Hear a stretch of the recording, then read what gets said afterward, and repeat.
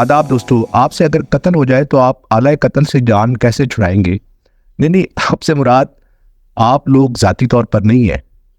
ये कहानी का मौजू है रोल्ड डाल की कहानी लैम्ब टू द स्लाटर।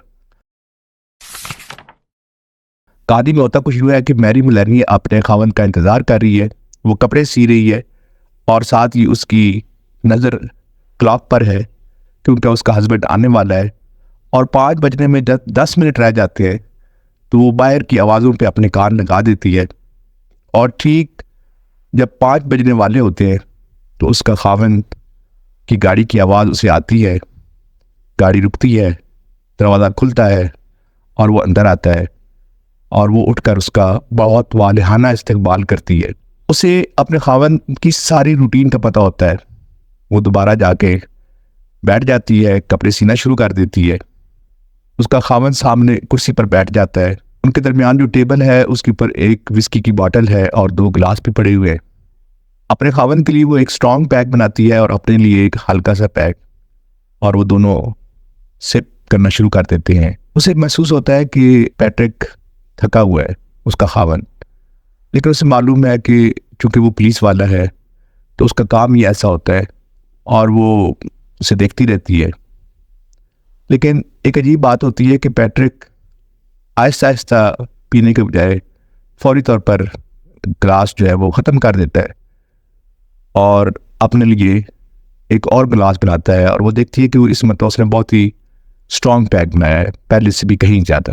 तो वो कहती है, लगता है आज तुम बहुत थक गए हो। वो कहते हैं हाँ। मैरी कहती है कि तुम इतने सीनियर हो गए हो लेकिन अब भी तुम गश्त का काम करते हो, पैदल चलते हो, इसलिए थक जाते हो, तुम्हें अब तरक्की दे दी जानी चाहिए। वो कोई जवाब नहीं देता। मैरी कहती है कि तुम्हें पता है ना कि आज थर्सडे है और हम हर थर्सडे बाहर जाते हैं, लेकिन अगर तुम थके हुए हो और तुम्हें भूख लगी हुई है तो मैं तुम्हारे लिए कुछ बना लाती हूँ। तो पैट्रिक कहता है नहीं, कोई ज़रूरत नहीं है। मैरी के चेहरे पे वो खूबसूरती है जो एक 6 माह की प्रेग्नेंट खातून के चेहरे पे होती है।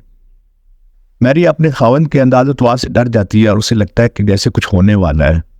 और थोड़ी देर बाद पैट्रिक कहता है कि मैंने तुमसे बहुत ज़रूरी बात करनी है। मैरी उसकी तरफ देखना शुरू कर देती है। अगले 4-5 मिनट में पैट्रिक उसे बताता है कि किस तरह वो उसके साथ अब नहीं रह सकता और ये कि उन दोनों के लिए बेहतर है कि वो अब अलग हो जाए।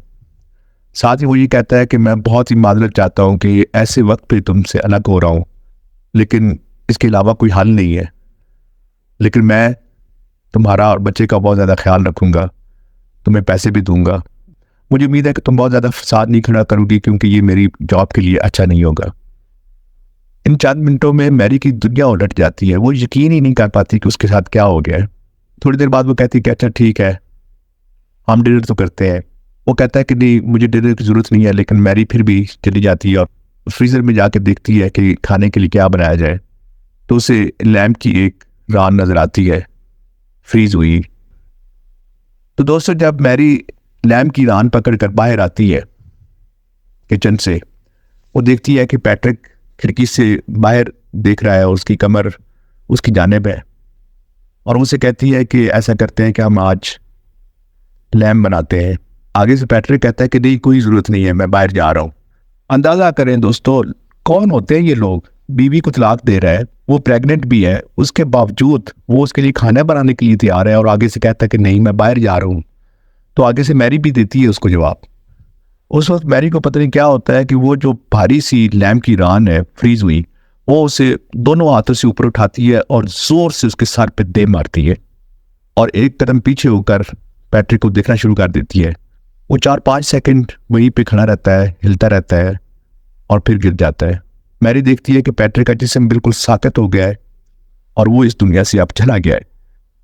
मैरी सोचना शुरू कर देती है कि अब उसका क्या बनेगा। क्योंकि वो एक पुलिस वाले की बीवी है तो उसको सब कुछ पता है कि अब पुलिस आएगी, उसे ले जाएगी। उसे अपनी तो परवाह नहीं होती, लेकिन वो अपने बच्चे के बारे में सोच रही है।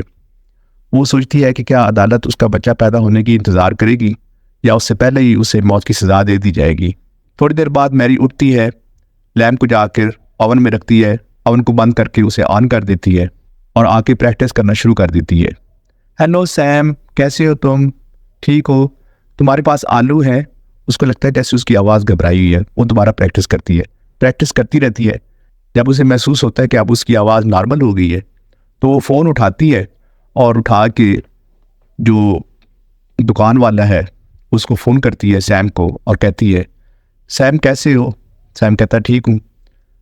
तो वो कहती है कि तुम्हारे पास आलू और मटर हैं? वो कहता है हाँ बिल्कुल है। वो आगे से कहती है कि ठीक है मैं थोड़ी देर में आ रही हूँ। उसके बाद वो घर से निकलती है और शॉप पे चली जाती है और सैम को कहती है, सैम तुम जानते हो हर थर्सडे को मैं और पैट्रिक बाहर जाते हैं, लेकिन आज पैट्रिक बहुत थका हुआ है तो हमने सोचा कि घर पे कुछ बना लेते हैं। ऐसा करो कि तुम मुझे कुछ आलू और कुछ मटर दे दो और हाँ बताओ कि मैंने कभी पकाई नहीं है, लेकिन ये जो लैम्प की रान होती है फ्रीज हुई हुई, ये अच्छी बन जाती है? तो सैम कहता है हाँ कोई फ़र्क नहीं पड़ता। कहते मेरा ख्याल है कि हम आज लैम्प खाएंगे। सैम कहता है कि खाने के बाद पैट्रिक के लिए तुम मीठे में क्या पसंद करोगी? और साथ ही कहता है कि मेरे पास बहुत अच्छा चीज़ केक है। तो वो कहती है कि हाँ बिल्कुल ठीक है, ज़बरदस्त, वो दे दो।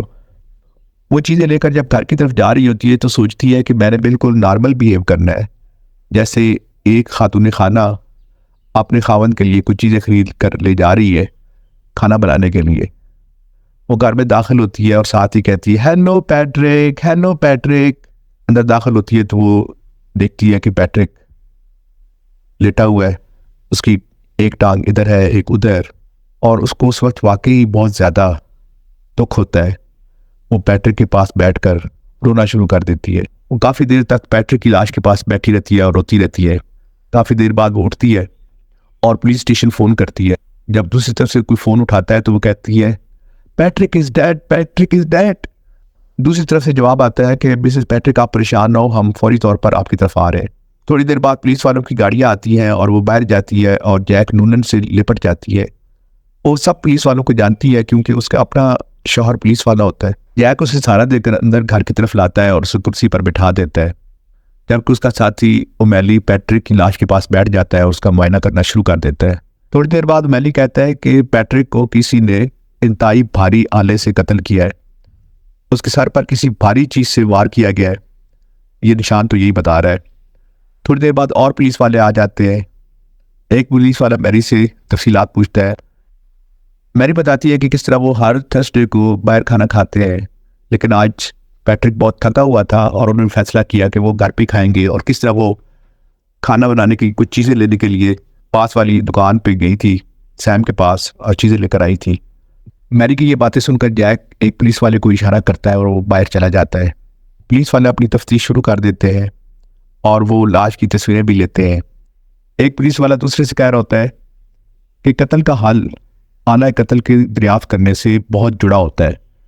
आला कत्ल दरियाफ्त कर लो, कातिल पकड़ा जाता है। थोड़ी देर बाद वो जो पुलिस वाला बाहर गया होता है वो वापस आता है और जैक की कार में कुछ खुसर फसर करता है, जिसकी थोड़ी सी आवाज़ मैरी को आती है, जिसमें वो बता रहता है कि सैम कह रहा है कि वो बाकी उसके पास चीज़ें लेने के लिए आई थी। एक पुलिस वाला मैरी से पूछता है कि आपके घर में कोई इंतहाई वजनी चीज़ है, जैसे कोई बहुत ही भारी स्टील का गुलदान या कोई हथौड़ा या इस तरह की कोई चीज़? तो मैरी कहती है कि शायद बेसमेंट में कोई हथौड़ा वगैरह पड़ा हो, लेकिन हमारे घर में कोई गुलदान तो इस तरह का नहीं है जो बहुत ही वजनी हो। पुलिस वाले अपनी तफ्तीश जारी रखते हैं और घर में किसी इंतहाई भारी वजनी आला कत्ल की तलाश में लगे रहते हैं। थोड़ी देर बाद जैक मैरी के पास आता है और उसे कहता है कि ऐसा करें कि आप अपनी बहन के पास चली जाएं, या ऐसा करें कि आप हमारे घर में चली जाएं, मेरी बीवी के पास कुछ वक्त गुजार लें, क्योंकि ये आपके लिए बहुत मुश्किल वक्त है। तो मैरी कहती है कि नहीं, मैं यहाँ पे ठीक हूँ, मैं कहीं पे भी नहीं जाना चाह रही, मैं बस यहीं कुर्सी पे बैठी रहूँगी। अब रात का अंधेरा छा चुका है और वो खिड़की से देखती है कि बाहर रोशनी में पुलिस वाले घर के इर्द गिर्द भी किसी चीज़ की तलाश में है। थोड़ी देर बाद जैक उसके पास आता है तो मैरी कहती है कि आप ऐसा करो कि मुझे एक हल्का पैक विस्की का दे दें। वो उसे एक विस्की का हल्का सा पैक बना कर देता है। तो साथ ही मैरी कहती है कि ऐसा करें कि आप भी पी लें, मुझे आप काफ़ी थके हुए लग रहे हैं। तो जैक सोच में पड़ जाता है, कहता हाँ काफ़ी देर हो गई है, लेकिन हमें ड्यूटी के दौरान पीने की इजाज़त तो नहीं है, लेकिन खैर एक आध पैक से कुछ फ़र्क नहीं पड़ता। तो वो एक पैक अपने लिए बना लेता है। आहिस्ता आहिस्ता बाकी जो 3 पुलिस वाले हैं वो भी आ जाते हैं और वो भी ड्रिंक्स लेना शुरू कर देते हैं। ड्रिंक्स के दौरान पुलिस वाले बातें कर रहे होते हैं कि आला कत्ल बहुत वजनी है, कातिल ने उसे उठाकर कहीं दूर नहीं ले गया होगा, यहीं पे फेंक दिया होगा, घर के अंदर या बाहर, थोड़ी देर में मिल जाएगा, हम तलाश जारी रखेंगे। थोड़ी देर बाद जैक किचन से आता है और कहता है कि मैरी आपका ओवन जो है वो ऑन है। मैरी कहती है कि हाँ वो रान मैंने रखी थी लैम्प की बनाने के लिए, वो मौजूद है उसमें। साथ ही वो कहती है कि आप लोग मेरे पे एक मेहरबानी कर सकते हैं। जैक कहता है हाँ बोलिए क्या, अगर मुमकिन हुआ तो हम ज़रूर करेंगे। मैरी कहती है कि वो रान आप लोग खा लें, पैट्रिक तो चला गया है लेकिन मुझे पता है कि अगर पैट्रिक जिंदा होता तो आप उसके कुलीग हैं, उसके दोस्त हैं, वो कभी भी ना चाहता कि आप भूखे रहे। इतनी देर हो गई है, आप लोग भूखे हैं, प्लीज़ आप खा लें। अब उनको भूख भी लगी होती है, वो चारों एक दूसरे को देखते हैं और कहते हैं कि ठीक है, और वो आहिस्ता आहिस्ता किचन में चले जाते हैं। मैरी बाहर कुर्सी पे बैठी रहती है और उसको किचन के अंदर से आवाज़ें आ रही होती है। आवाज़ें बहुत वाज़ेह नहीं होती क्योंकि लैम्प के पीसेस खाने के दौरान पुलिस वाले बातें भी कर रहे होते हैं और एक पुलिस वाला कह रहा होता है पर नहीं यार खाओ खाओ, उसने खुद कहा है कि ये इसको ख़त्म कर दो। दूसरे वाला कहता है कि हाँ यार वैसे बनी हुई बड़ी मज़ेदार है।